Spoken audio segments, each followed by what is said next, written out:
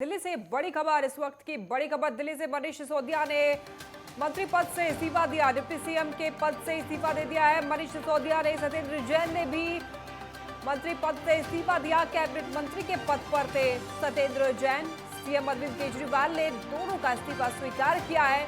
मनीष सिसोदिया के पास 18 विभाग थे। डिप्टी सीएम मनीष सिसोदिया के पास बताते चले आपको कि कौन कौन से मंत्रालय थे। शिक्षा मंत्रालय, वित्त मंत्रालय, योजना विभाग, भूमि और भवन जागरूकता, सेवा, श्रम, रोजगार, लोक निर्माण विभाग, कला और संस्कृति और भाषाएं, ऊर्जा विभाग भी इनके पास था। आवास, शहरी विकास, जल, सिंचाई और बाढ़ नियंत्रण, साथ ही साथ इंडस्ट्रीज, आबकारी, स्वास्थ्य और अन्य सभी विभाग जो किसी भी मंत्री को विशेष रूप से आवंटित नहीं किए गए हैं।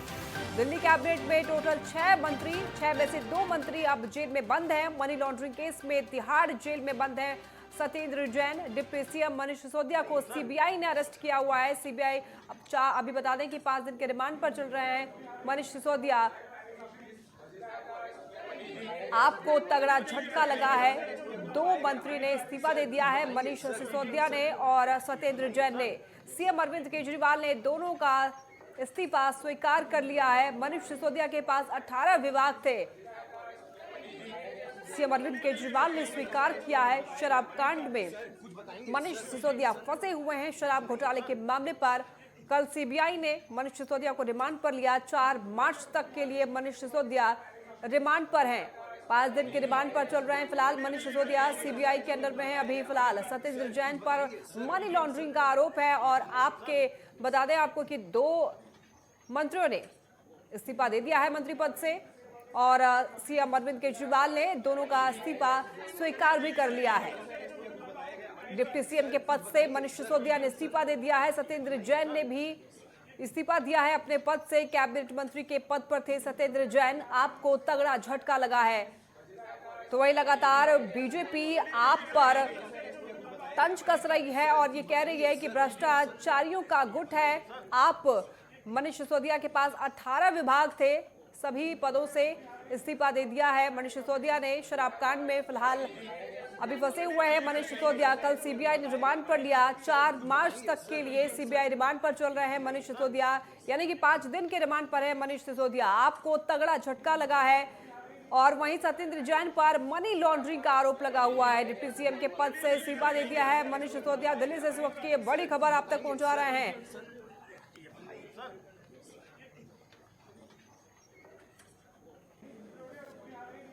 और दिल्ली से गजेंद्र सिंह हमारे साथ बने हुए हैं, विस्तार से जानकारी देंगे। गजेंद्र, 2 मंत्री ने अपने पद से इस्तीफा दे दिया है, सत्येंद्र जैन और मनीष सिसोदिया। पूरी जानकारी दे एक बार। जी बिल्कुल सही खबर सामने आती हुई दिखाई दे रही है कि मनीष सिसोदिया और सत्येंद्र जैन ने इस्तीफा दे दिया है और केजरीवाल सरकार ने उसे मंजूर भी कर लिया है। देखिए, जिस तरीके से इस्तीफा दिया गया है, फिलहाल आपको बता दें कि अगर सत्येंद्र जैन की बात की जाए तो तकरीबन 9 महीने बाद उन्होंने इस्तीफा दिया है और उनका मंजूर किया गया है। और सत्येंद्र जैन को जिस समय गिरफ्तार किया गया था, उनको जेल भेजा गया था, उसके बाद से उनके जो विभाग थे वो विभाग भी मनीष सिसोदिया को दे दिए गए थे, जिसके बाद 18 विभाग वो एक साथ देख रहे थे, जिसमें बहुत ही महत्वपूर्ण विभाग भी आते हैं, जिसमें पीडब्ल्यूडी और अगर हम बात करें तो दिल्ली का बजट भी मनीष सिसोदिया ही बना रहे थे। और अब उन्होंने भी इस्तीफा दे दिया, यानी दिल्ली के जो डिप्टी सीएम हैं अब उन्होंने इस्तीफा दे दिया है। फिलहाल दिल्ली में डिप्टी सीएम अब अभी नहीं है। और दिल्ली की अगर हम बात करें तो लगातार जिस तरीके से खबरें सामने आ रही हैं, जो कार्यकर्ता हैं उनके अंदर भी रोष इसका देखा जा सकता है। लेकिन इस्तीफा देने की जरूरत क्यों पड़ी, आखिर ये इस्तीफा क्यों दिया गया, इसकी हम बात करें तो इस्तीफा इसलिए दे दिया गया है क्योंकि जब उनको सीबीआई रिमांड में भेजा गया तो सीबीआई रिमांड के बाद जब उन्होंने आज सुप्रीम कोर्ट में भी अपील की, जिस तरीके से अपील उन्होंने की, तो उनकी जमानत और आगे की जो कार्रवाई है वो पूरी तरीके से सीबीआई को सौंप दी गई है। जब सीबीआई को इस तरीके का केस दिया जाता है तो कोर्ट भी उसमें सख्ती बरतता है। जो भ्रष्टाचार से जुड़े हुए केस होते हैं, अगर कोर्ट की बात की जाए तो कोर्ट इसमें सख्त रहता है। कोर्ट का कहना यह है कि जो चोरी होती है या फिर डाका डालने वाली जो सजाएं होती हैं, उससे भी बड़ा जो है भ्रष्टाचार का मामला होता है क्योंकि उससे सीधे सीधे देश की अर्थव्यवस्था को ठेस पहुंचती है। इसलिए वो भ्रष्टाचार के मामले में कोर्ट भी बड़ा सख्त रहता है। इसलिए 5 दिन की रिमांड मांगने पे जब सीबीआई ने बताया कि 5 दिन में वो किस तरीके से मनीष सिसोदिया से सवाल करेंगे, कहां-कहां उनके साथ जाएंगे, आमने-सामने बिठा के सवाल जवाब किए जाएंगे, जिन लोगों को गिरफ्तार किया है उनके साथ, तो कोर्ट ने उनको 5 दिन मांगे गए थे। 5 दिन की उनको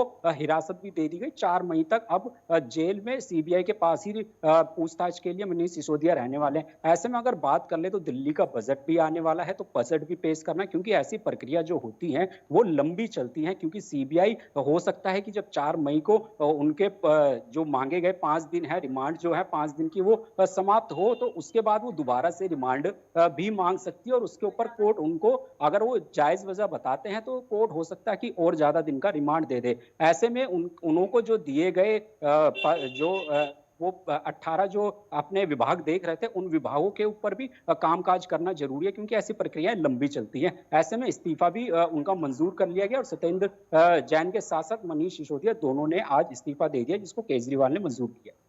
गजेंद्र, वहीं सुप्रीम कोर्ट से भी मनीष सिसोदिया को फटकार लग गई है और ऐसे में अब क्या कदम उठाने वाले हैं मनीष सिसोदिया? क्या कोई बयान सामने आया है?